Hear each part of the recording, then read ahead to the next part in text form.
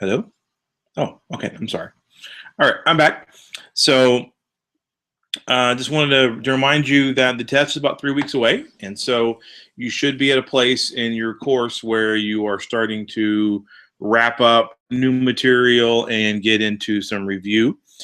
You should be spending a lot of time with your teacher and getting as much information from them as you can. So. Just a reminder of what is available on the MOOC. Obviously, we have individual content videos from every unit. We have written resources that document important concepts that accompany the videos. There's some writing resources. There are some practice questions to help you review concepts.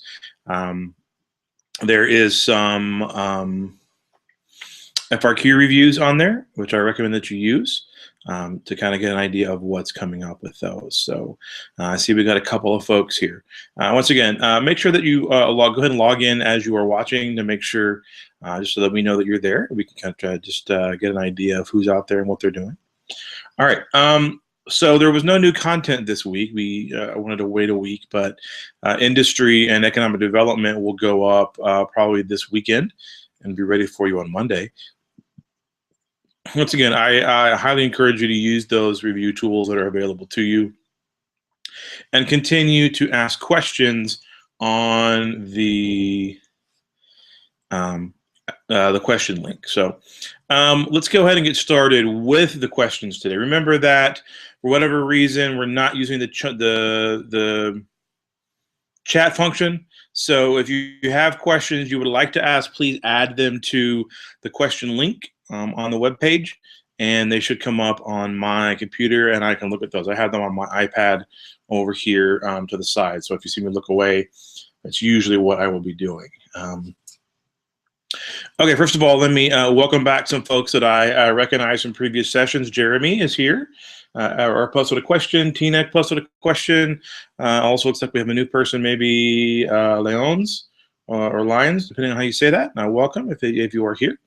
Let me go ahead and address a couple of the questions, or at least one of the main questions so far that has been asked. And this is an interesting question, and I think it's a very good question, and I want to go ahead and address that. And so Jeremy asks, can you please show where population pyramids fall on different parts of the DTM? So what I have done actually is on the question page, I have actually added a link to some graphics that kind of show that.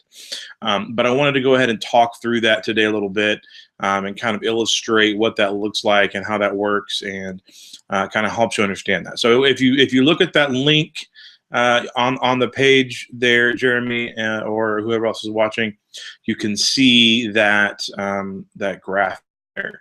And it basically shows 5 stages. Remember that there are traditionally 4 stages, but 5 is kind of this hypothetical, probably, possibly emerging stage as well. So, and if we're looking at those things, we want to also consider the implications of part 5. Okay, so basically what Jeremy's question is to compare these two things. 2 different ways to visually represent population patterns and population trends. So the demographic transition model is one graphical or visual way to represent that. Population pyramids are another. So, and usually we look at these things independently of each other, but there are things that we can learn by overlapping them and using them together. So let's start by looking at what stage 1 of the DTM looks for. Remember that the DTM, the demographic transition model, is comparing or showing the relationship between the crude birth rate and the crude death rate of a location. Okay, and based on these crude death rates and crude birth rates, we get an idea of the total population and population change. So for example, in stage 1, you have populations, you have crude death rates that are pretty high, you have infant mortality or crude birth rates that are pretty high, but because they're fairly equal and because they're fairly they're fluctuating back and forth, you don't see much population growth. Population stays about the same, and the population kind of is replacing itself for the most part. Okay, so at the very top of the DTM, you'll see the two birth and death lines kind of going back and forth, alternating, and at the bottom you will see the total population, which is actually quite low. So that's what it looks like on the DTM. Now, on the population pyramid, the population pyramid is looking at, it's comparing biological genders of sex and age brackets. So we're looking at how many people are in a population at a particular age bracket, age demographic, and of a particular male or female designation. So really what we want to look at then is kind of that age structure. So if we look at stage 1 of the DTM, we know that we have lots of births and lots of deaths. Your average life expectancy, your ALE, is very short. What that's going to look like on the population pyramid is a pretty wide base, and the population will be the base of the pyramid will have a pretty shallow angle to it, okay, as it slants in. And then at some point you reach the level where that average life expectancy kicks in, and it drastically changes the population structure. And so we actually see the slope of that line change from this to more like this. Okay, so think of it as like almost like two pyramids, one that's got a very wide base with a shallow slope, and then one that has a very steep slope. So the steep slope is going to represent the higher population, or the older populations that have higher death rates because of average life expectancy. Okay, so imagine that shape. Okay, all right. Stage 2 of the DTM. Stage 2 of the DTM talks about or shows us what it looks like in terms of what happens when death rates begin to decline because of technology, because of healthcare, because of sanitation, things like that. So people are healthier and living longer. Those average life expectancies are longer. However, the factors that determine crude birth rates are different than those of crude death rates. And crude birth rates are more often determined by economic factors or perceived economic factors and cultural factors. So how many children a family chooses to have is determined by some cultural distinctions and cultural definitions, as well as some economic necessities. So what ends up happening in stage 2 is the crude death rate drops pretty dramatically because now people are healthier and living longer. However, the crude birth rate does not. And so you see the crude birth rate kind of stay high while the crude death rate begins to drop lower. Okay, so what this does is this creates a population explosion as you have far more people entering the population, or entering at a much faster rate than they are leaving. Okay, and so it creates this big gap. What this does to total population is that total population then begins to go from stage 1, where it's low and level, and it begins to increase fairly rapidly in stage 2. So what does this look like for a population pyramid? So population pyramid, we have a very wide base, and we have an even and consistent slope. But it's wide, and it's sloping, getting narrow as a top, but the slope is more consistent. So think of it as a traditional Egyptian pyramid-looking slope, like a regular, isosceles triangle. Okay, with two equal sides for those of you in geometry. Okay, so the idea being that because those birth rates are high, but the death rates are lower. People are living longer, so the pyramid is going to be more consistent on the sides. Okay. All right.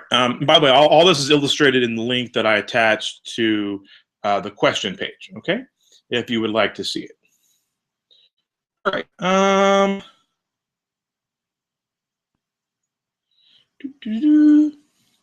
Okay.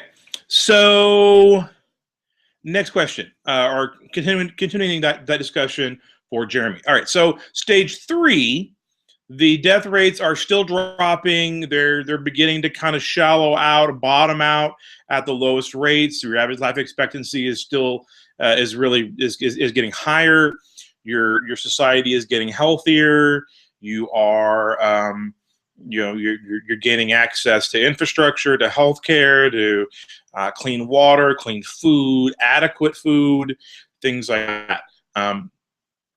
And now society's social norms and perceived economic needs have started to catch up to your death rates, and your birth rates begin to drop.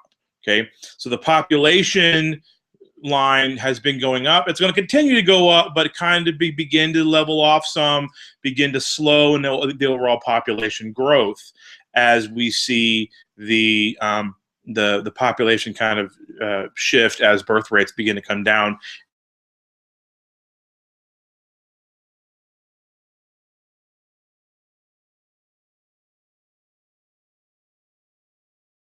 Because those people have already been born. Those people already exist.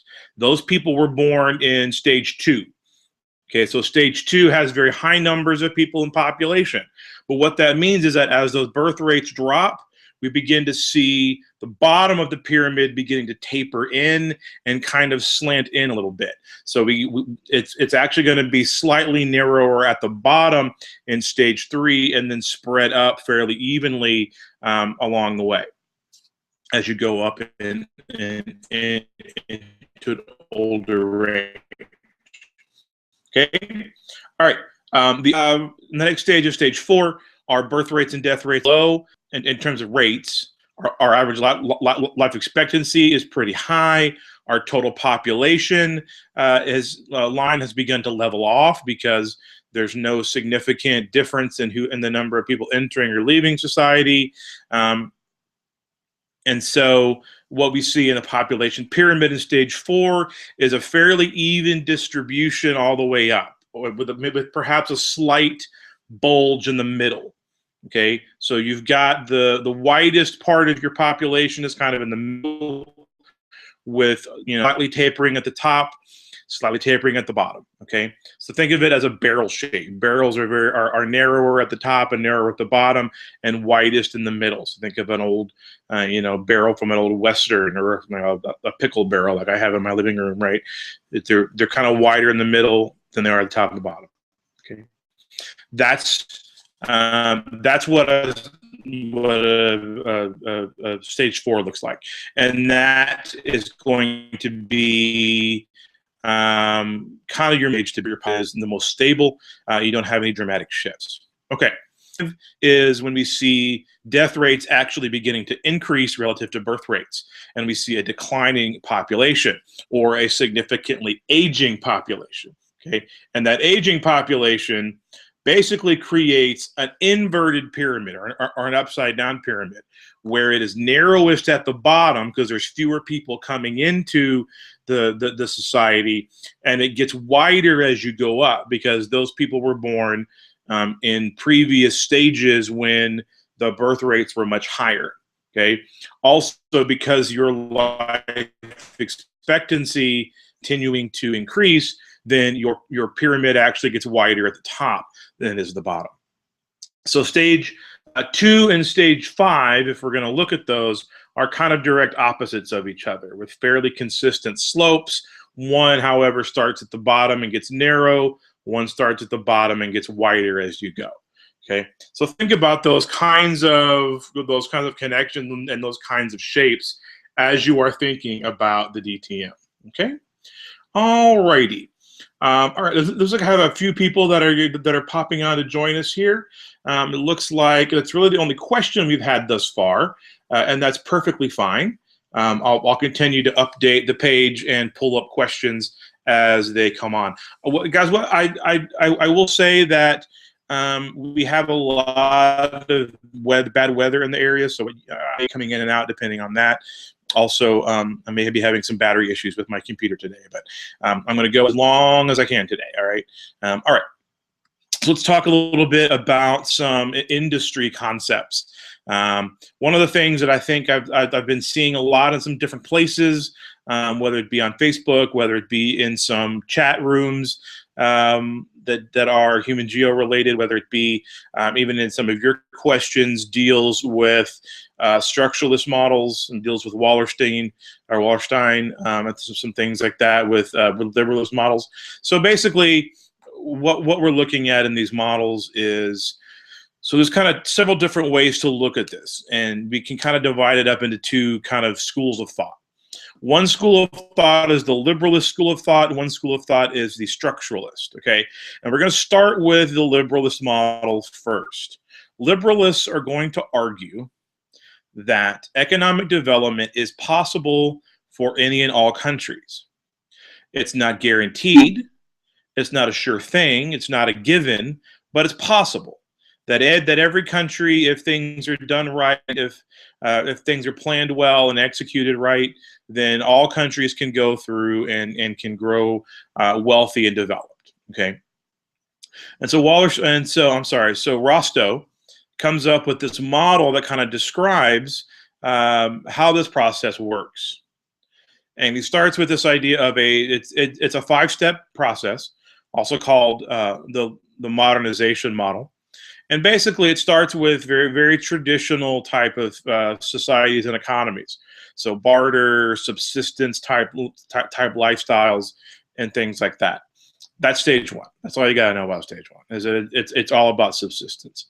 Really, where the important stage in this process is in number 2, because stage 2 is what we call preconditions to take off, or preconditions to maturity. So in order for us to grow economically, certain things have to happen.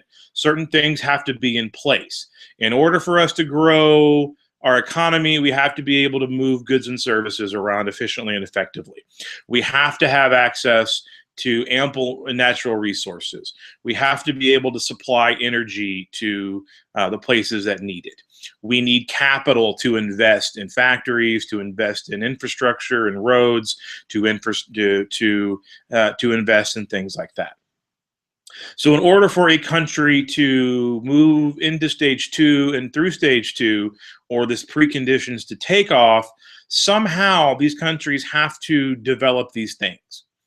And so this is where it's kind of deeply, it's crucial and very important for countries in this stage, but it's also incredibly dangerous for countries in this stage. So for example, I'm a poor country, but I want to develop my economy so that my people will be better off, so that perhaps they will make more money, so perhaps we can improve our overall life expectancy and infant mortality, all those kinds of things.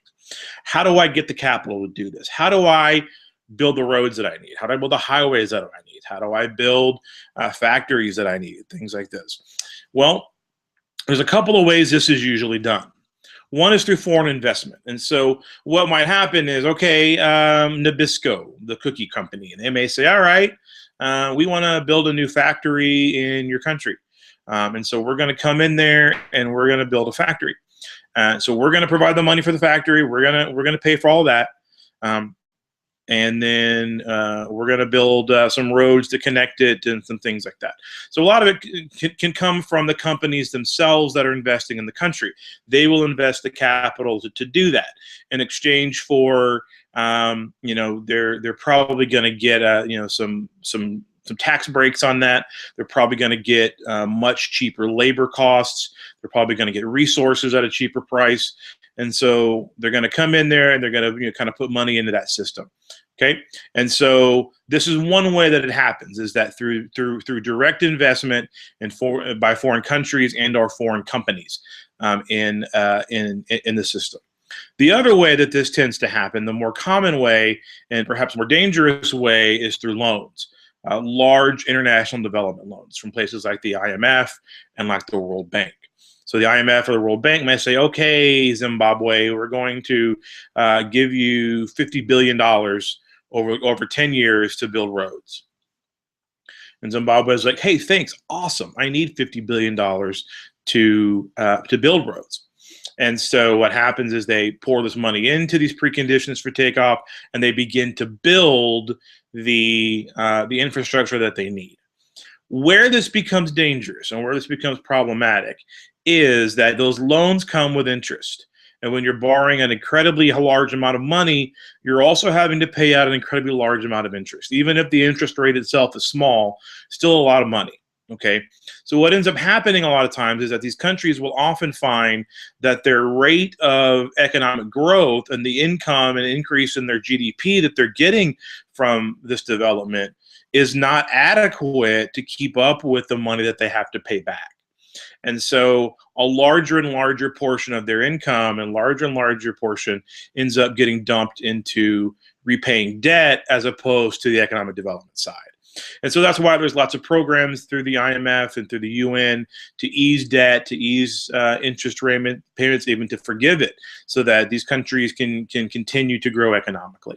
So this is what stage 2 looks like: the infusion of capital from outside, usually, in order to get the pieces in place to make things happen. Stage 3 then is going to be, we're going to start, developing our economy. We're going to become industrial. We're going to become a trading partner. Stage 4 is kind of more the same. Stage 5 is when you kind of reach the end of the road. You've become what we call a high mass consumption society, in which you are a consumer of products, a consumer of things more than you are a producer of them, which means you have lots and lots and lots of disposable income, and you have reached kind of a point of high amounts of wealth. Okay, so that's kind of the model. And once again, liberalists would argue that anybody can do that. Any country can do that. It's just a matter of the right management, the right circumstances, finding the right partners in this development, and making some very smart and wise decisions about how to proceed. Liberalists are going to point to countries like Mexico, to India, to China, Brazil, a lot of countries in Southeast Asia, Indonesia, Malaysia, South Korea, even Vietnam to some extent, as examples that the liberalist model works. These were all countries that 150 years ago were just in abject poverty, were just incredibly poor places, but because of these processes and this model, this modernization movement, they were able to overcome that, and are continuing to increase today. And that is one perspective. I don't know that it's not the only one, and it's hard to point to hard and fast evidence that that's not the way things go. The other model, or the other kind of point of view, is what we call a structuralist model. And the structuralist model kind of has a couple of manifestations. And really what we want to look at first is what we call the world systems theory, or Wallerstein. And basically Wallerstein comes from a perspective of there are haves and there are have-nots, and everybody has a role in the society. And those roles are kind of determined for different places. So think about this also as, you may have heard this referred to as the core periphery model, or the core periphery arrangement. Basically, there's a core, and the core has a concentration of, let's just say, stuff, right? They have a concentration of wealth, concentration of capital, a concentration of economic, this could be intellectual resources, patents, universities, access to high-skilled labor. The core has the economic means, the economic technologies. So basically, everything that allows a place or a location to achieve and attain high levels of wealth and influence are heavily concentrated in the core. Okay, so in our current system, the core is going to be the United States, it's going to be Japan, it's going to be Western Europe, it's going to be kind of those places. We can look at this in a historical perspective as well. So at different times in world history, China has been a core region. At different times, places like Italy has been a core region. At different times, places like East Africa, like the Swahili Coast, could have been a core. But this idea is that this concentration occurs, and a structuralist is going to argue that the people, or the states in the core, or those who control the core, are able to manipulate the rules of the game to keep themselves in the core. Now, obviously, historically, this isn't necessarily true, because over time, cores come and cores go, right? The British are no longer the dominant power in the world like they were in the 19th century. So that their time as the core kind of faded away, and they got kind of engulfed in this larger Western European core. So that's, kind of what a liberalist would argue, is like, well, eventually these core countries interchange and fall away. But a structuralist is going to argue that they control the rules. They control the way that these relationships function. And so they will manipulate trade agreements. They will use their influence. They will use the size of their markets, the size of their economies, to make deals with other parts of the world that are in economic terms really difficult to pass up, really difficult to turn away from, but may not necessarily be in the best interest of those states as a whole. So the opposite of the core is the periphery, and the periphery's job is to supply the core, is to supply it with resources, is to supply it with, in the world we live in now, with access to cheap labor, to supply it with a market for manufactured goods from core country companies. So it's this relationship where the core will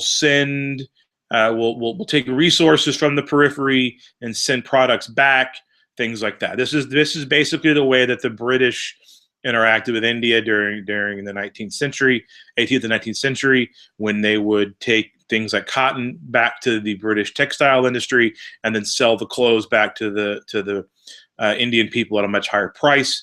Anyway, so these kind of relationship exists. So core dominates, kind of makes the rules, has concentration of things, and the periphery's job is to supply those things and provide markets. In between these two is an area that we call the semi-periphery. And the semi-periphery kind of serves both purposes to different groups. So it serves as a periphery to the core, but a core to the periphery. So as those countries in the middle are kind of developing, they are pulling resources from the periphery. They are using the periphery as a source of markets. They are at the same time providing resources to the core while receiving products and things from them. So if you think about it of being three circles horizontally, with the core at one end and the periphery at the other, the semi-periphery is in the middle, and the semi-periphery has arrows going all four directions, in and out, going both directions. And so this idea is that the rules of this game are somewhat fixed, are somewhat set. The core remains the core, but in order for the core to exist, it needs a periphery. So they do and manipulate the rules of the game to keep the periphery where it is, so that they can maintain their level of development. Okay. Once again, this is a structuralist model, but a liberalist would look at this and say, but aren't there areas that are currently part of the semi-periphery that used to be in the periphery? And doesn't that indicate that those countries are developing? Isn't this evidence that the Rostow modernization model is working? And the answer is that is maybe. Yeah, maybe. Definitely a possibility. It's also a definite possibility that in order to maintain their position, the core has had to kind of change the rules of the game a little bit to keep their position, and therefore has allowed some others to emerge. So, for example, in order for the U.S. to dominate North America, they have to be a little more generous and a little more forgiving and willing to concede things to Mexico. That doesn't mean that Mexico and the United States will really be equal, really anytime soon, because the gap between them is so large. This is also where the idea of dependency theory comes in. Dependency theory basically argues that developing countries have to make a choice between very close economic relationships with stronger economic countries, often former colonies or former colonial powers, and not doing that and going things out independently, but not having the same kind of access to resources and to markets and to capital. For example, this is the decision that Cuba made in 1958 after the revolution. There, they had the choice to join up with to stay as a close trade partner with the United States, and they chose not to, choosing instead to side with the Soviet Union, which economically was probably not as strong of an economy. However, in the long run, did that choice pay off? Was isolating themselves from the U.S., not integrating with them economically, allowing them to basically stop all interaction for 40 years. Was that in Cuba's best interest in the long run? Some would say yes, some would say no. I think the question is, how does Cuba compare to similar countries? How does Cuba compare to the Philippines? How does Cuba compare to Jamaica or some Indonesia? And where are they in those relationships with those more powerful countries? And unless you can see a big difference, then I think it's hard to say how that particular relationship worked out. If Cuba had, for example, become very wealthy from that relationship, it was the right one. Ultimately, I don't think it made much of a difference. I think Cuba still struggles economically, but there's some more geographical determinism aspects to that as well, as opposed to just political or human choices. Okay. All right. So that is those theories, and those are some theories to keep in mind. I know there was an FRQ either last year or the year before asking you to compare some of those models. So just kind of be familiar with those. Yeah. All right. Let's talk about a couple other things that deal with development. So I feel fortunate, I guess, to have lived through. Fortunate may not be the right word. As a historian, I feel fortunate to have lived through some things and been a part of some things. And that is, I have been a part of the process of seeing deindustrialization happen. And I don't say that because I'm anti-industry. I don't say that because I'm glad that industry is going away necessarily, but because this is an incredibly significant historical economic event. And I've been a part of that. I've been able to witness that. So from an intellectual scholarship kind of perspective, this is an interesting thing. But basically, deindustrialization is the kind of shifting and moving away from industrial economies to what we call post-industrial, or economies dominated by tertiary, quaternary, and quaternary economic activities. And not focusing very much at all on primary or secondary. So if we were to go back in the United States to the 1930s, 40s, 50s, 1960s, we were a major industrial powerhouse. Most of our economy was tied into primary and secondary type industries. Okay, the steel industry, the auto industry, all kinds of things like that were really what we were known for. It's what we did well. We were able to kind of produce the world's products. All this kind of began to change in the 1970s. We began to see a deindustrialization process occur. And it's kind of interesting the way that it happens, because it happens on a global scale, but it also happens on an interregional scale. So for the most part, traditionally in the United States, the U.S. manufacturing regions were in the upper Midwest and along the East Coast. So from probably Virginia, all the way up through New England, along the coast. Your Pennsylvania, Ohio, states like that. Illinois. Were big time industrial states where manufacturing occurred. And one of the big kind of challenges to manufacturing at the beginning of the 1970s was that factory owners and business owners and corporate owners began to feel pressure to maintain high profits, but without significantly increasing the price of goods.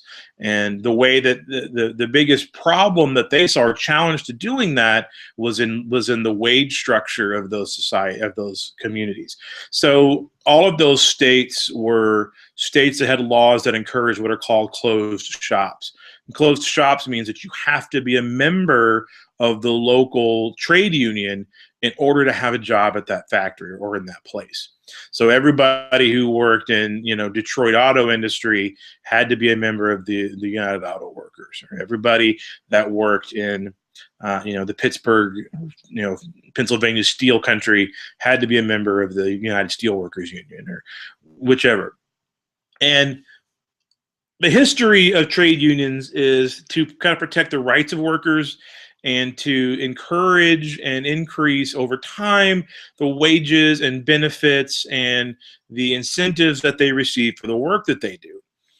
And so over time, the wages kept creeping up and creeping up, benefits kept creeping up, and it began to put more and more pressure, or at least the companies claimed that it put more and more pressure on their profits and made it harder to do business. Okay.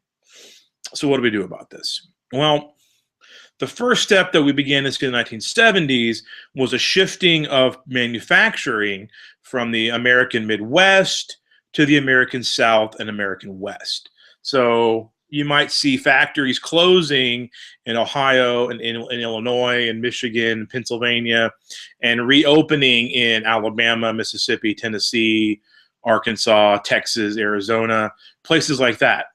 And part of the reason for that is that they have a lower wage structure. They are able to pay workers significantly less in those places. All right.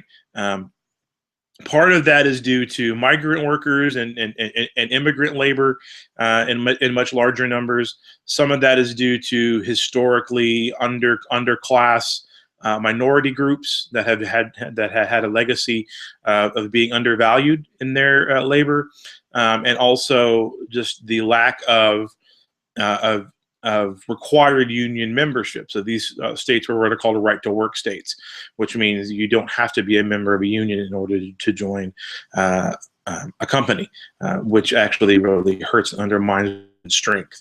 Anyway, but the idea being that because of that, we see this massive migration of industry from the American Midwest to the American South. So we see a lot of factories closing down. We see a lot of this migration and movement happening. So that's the first thing. So we see that manufacturing core shifting. Okay, we jump ahead to the mid to late 1980s into the 1990s, and we begin to see another movement of industrialization from the American, what's left of the upper Midwest and some in the South, to factories in other countries where that wage structure is even less.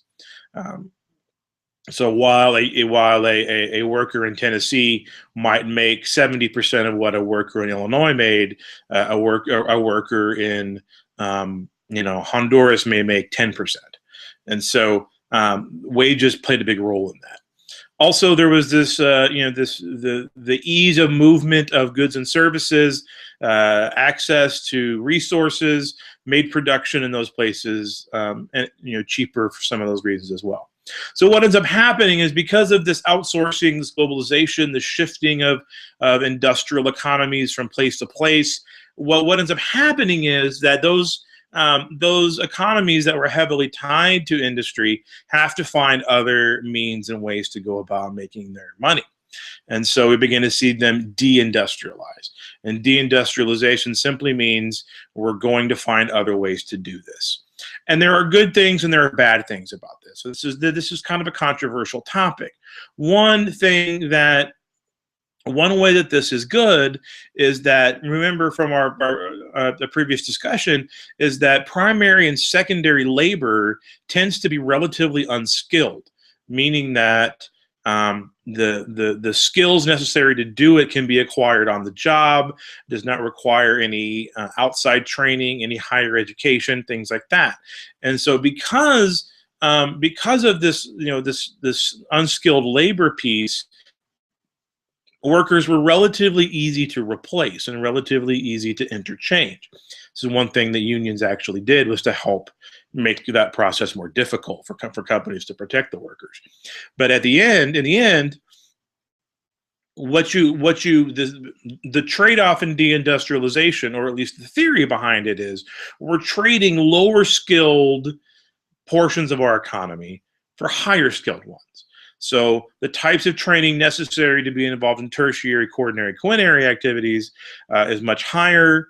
That this leads to much higher standards of living, much higher incomes, higher taxable income. So governments and municipalities and institutions can bring in more tax revenue, which can be spread around to the community. So in theory, this is the trade-off. The trade-off being we're going to trade lower skilled workers, secondary workers, with higher skilled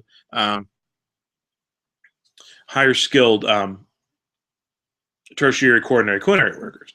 The other side of this thing is that now you have an incredibly large percentage of people that are need to be retrained.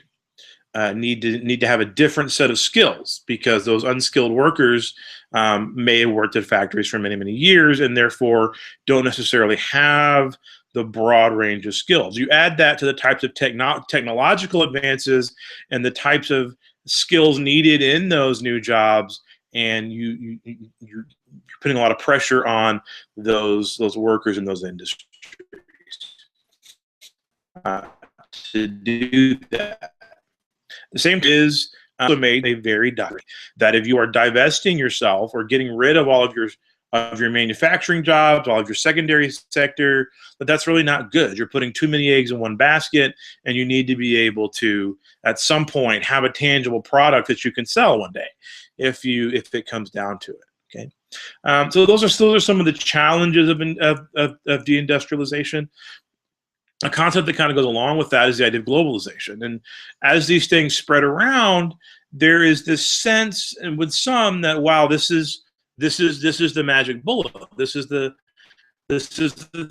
thing that's going to equalize everybody. One of the interesting things is the idea that this is not necessarily an evenly distributed phenomenon.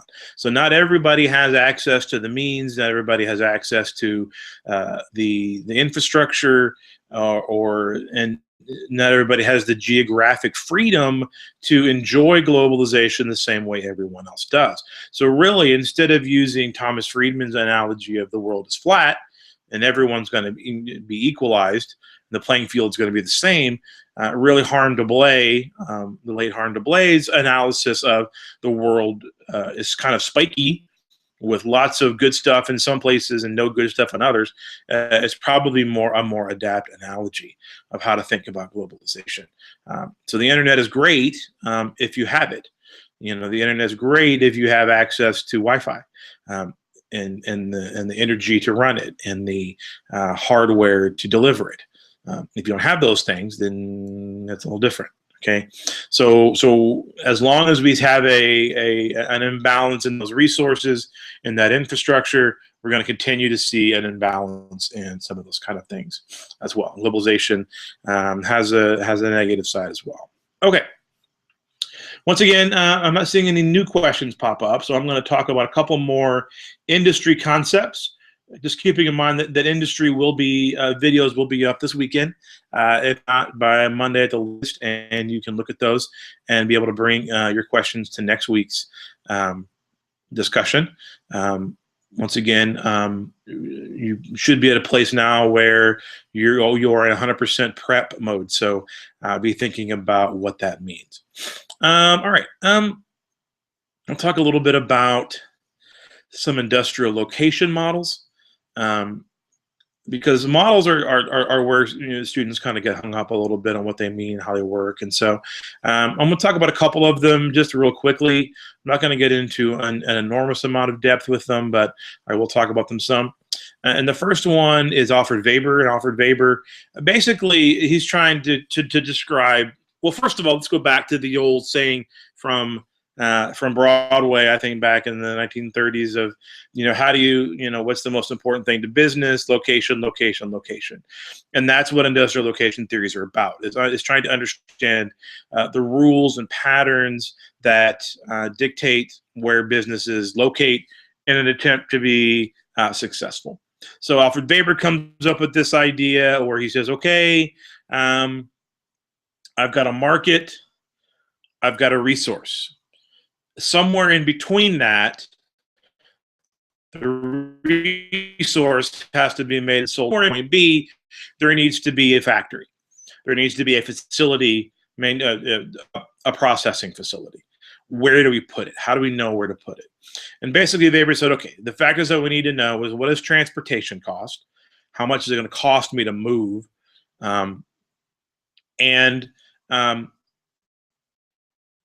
How much is the weight of the product that we're creating? More expensive to ship heavy things. So is it weight gaining or is it a weight losing process? And then is there any level of perishability that needs to be accounted for? In other words, will transporting something a long way damage it and end up destroying it to a point that it's a loss? And so what Weber kind of decided is that every product, every company, every firm is going to find a point somewhere along that line to place their factory. And so, for example, if you were making paper is a weight losing process.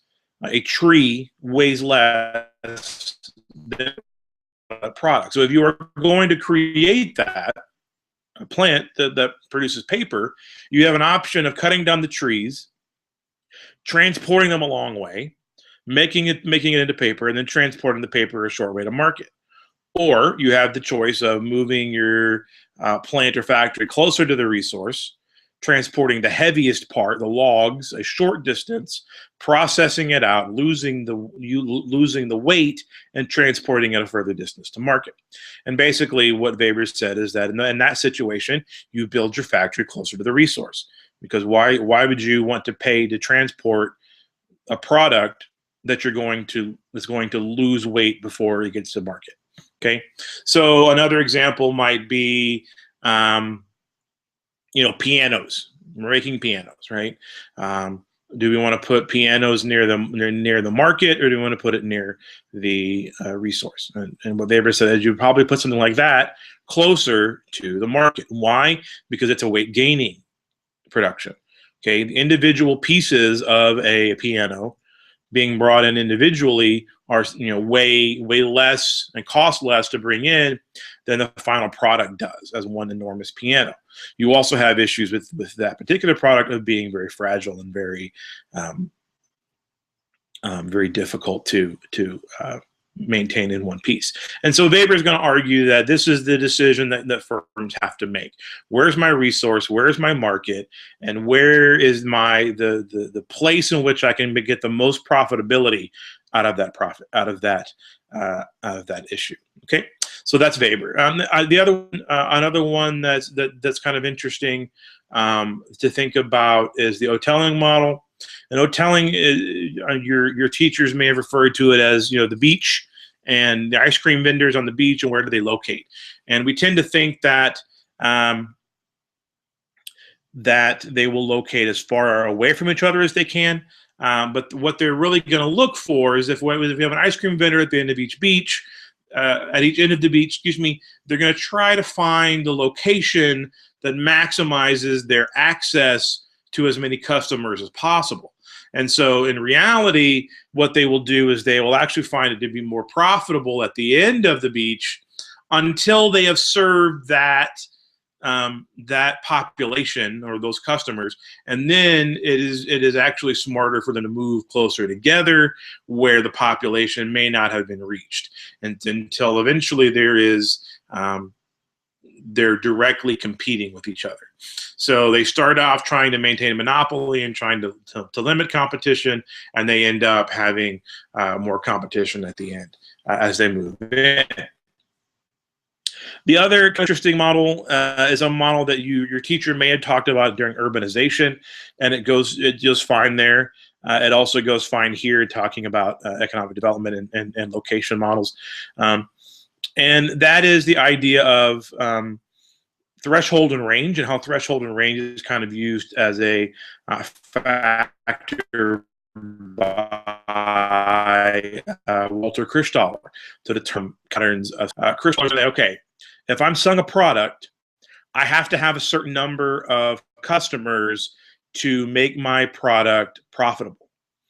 Okay, and I can only expect my customers to travel so far for my product.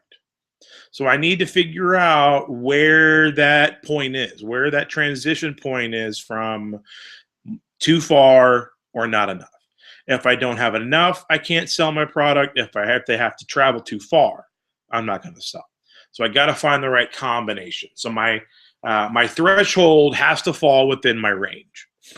And basically, the argument is that that this varies with the type of product. The more easily it is, the more readily available the product is, the fewer customers you're going to be able to get, and therefore the larger range. It may just maybe you may have to have a cheap product that enables you to sell fewer. So, for example, if we look at, every city has a pizza place, so obviously pizza's cheap. So we don't have to have that many customers. We have to have enough, but not a whole bunch, right? So at the same time, people are not going to travel 3 cities over to get north. Has to be, relatively within distance of people who want to travel for that product. What if it's a product that is harder to get? So a jeweler, right? I'm buying jewelry.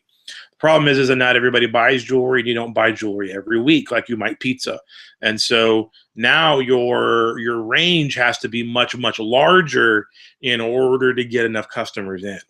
There's also factors that figure in, such as, what are the possibilities of repeat customers? Obviously, jewelers don't have that. What are some of the other factors that influence those kinds of things? And what we end up seeing is that the larger the city, the larger the settlement, the larger the economic area, the more types of these levels of industries can be supported. So small towns can support a pizza place. They probably can't support 4 or 5, but they can support 1. But they probably can't support jeweler, okay, because that's just too expensive, right? And so every small town may have a pizza place, but only a medium-sized town may have a jeweler.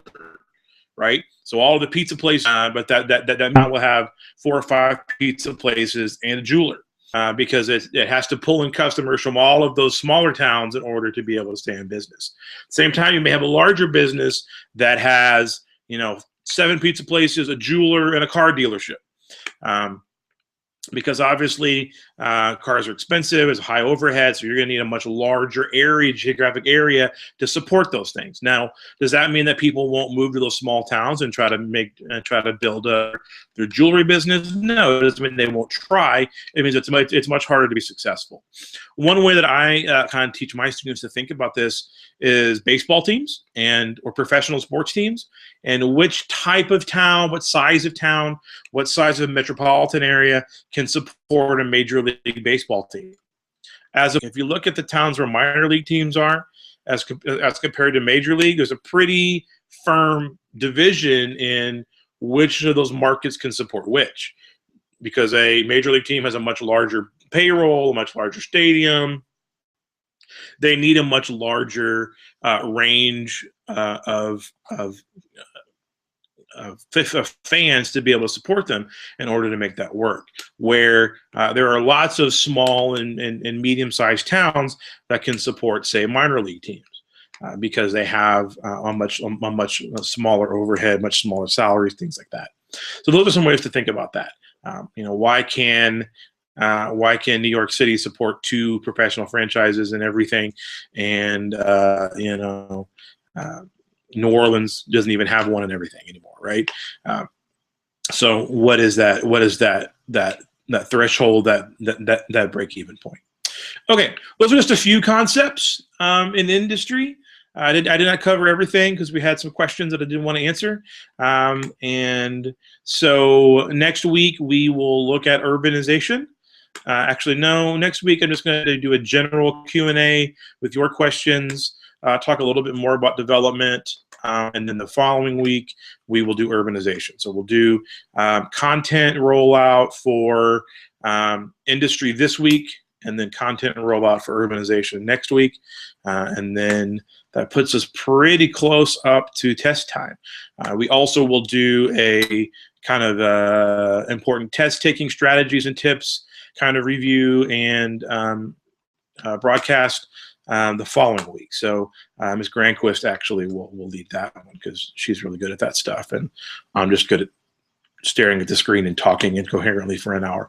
I'm good at that. But anyway, so please submit your questions for next week so that we can have a nice discussion. Remember, if you were interested in the DTM population pyramid question, remember that I did put a link on the question page, interesting graphic that kind of illustrates that. All right, guys, it's been a good hour, and I appreciate your time, and we will see you next week.